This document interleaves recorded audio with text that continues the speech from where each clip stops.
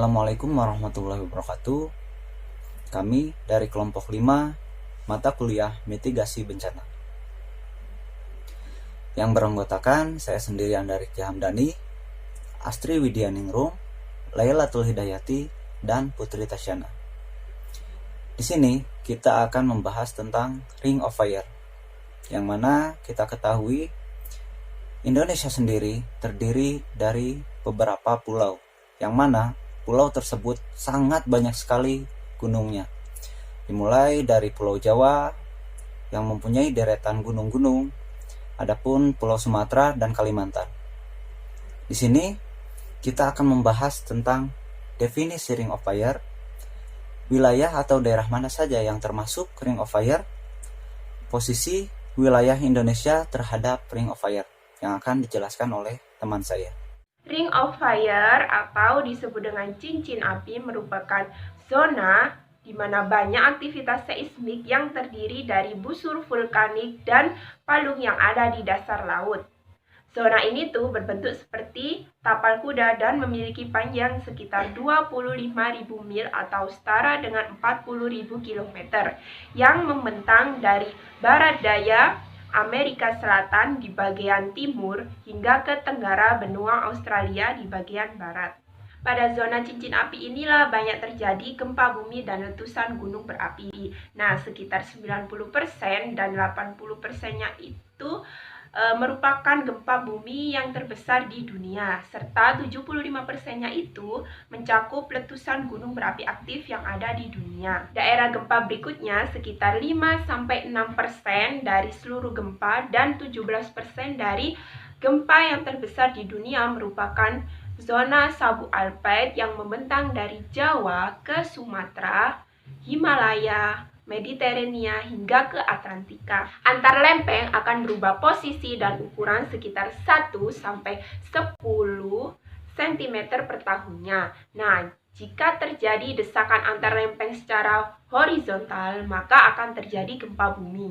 Apabila terjadi desakan antar lempeng secara vertikal, maka akan terjadi letusan gunung berapi. Ada sekitar 12 lokasi di Indonesia termasuk dalam kawasan cincin api Pasifik.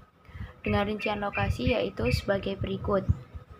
Yang pertama yaitu ada Gunung Tambora di Pulau Sumbawa, Nusa Tenggara Barat. Dan yang kedua yaitu ada Toba, Sibayak, Sinabung, Tarutung yang berada di Gunung Api dan Sesar Tektonik di Sumatera Utara. Yang ketiga yaitu ada Gunung Krakatau, yaitu gunung api bawah laut di Selat Sunda. Yang keempat ada Gunung Agung, Batur, Rinjani yang berada di Pulau Bali dan Pulau Lombok.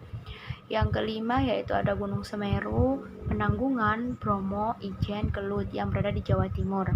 Yang keenam yaitu ada Gunung Merapi, Merbabu, Lawu, Sindoro, Sumbing, dan Dieng yang berada di Jawa Tengah. Yang ketujuh yaitu ada Gunung Tangkuban Perahu, Salak, Papandayan, Galunggung yang berada di Jawa Barat. Yang ke-8 yaitu ada Gunung Kerinci, Dempo, Sorik, Merapi yang berada di Sumatera. Ke-9 yaitu ada Gunung Rokatenda, Ekron, Lewu, Tobi, Larantuka yang berada di Nusa Tenggara Timur. Yang ke-10 ada Sanghe, Ambon, Ibu, Sakutan yang berada di Kepulauan Ambon. Yang ke-11 yaitu ada Liwang, Padang, Aceh, Palu yang berada di sesar darat. Yang ke-12 yaitu ada Mentawai, Nias, dan Simuulue yang berada di pulau di batas benua. Yang ketiga yaitu ada posisi wilayah Indonesia terhadap Ring of Fire. Daerah Ring of Fire berbentuk seperti tapal kuda dan mencakup sepanjang 40.000 km yang membentang dari Chile di belahan bumi barat atau Western Hemisphere, lalu ke Jepang dan Asia Tenggara termasuk di Indonesia. Daerah cincin api ini juga sering disebut dengan sabuk gempa Pasifik. Secara geografis, Indonesia terletak di dalam bentangan Ring of Fire dan Sabu Alpide yang membentang dari Nusa Tenggara, Bali, Jawa, Sumatera, lalu ke Himalaya, Mediterania, dan berujung pada Samudra Atlantik.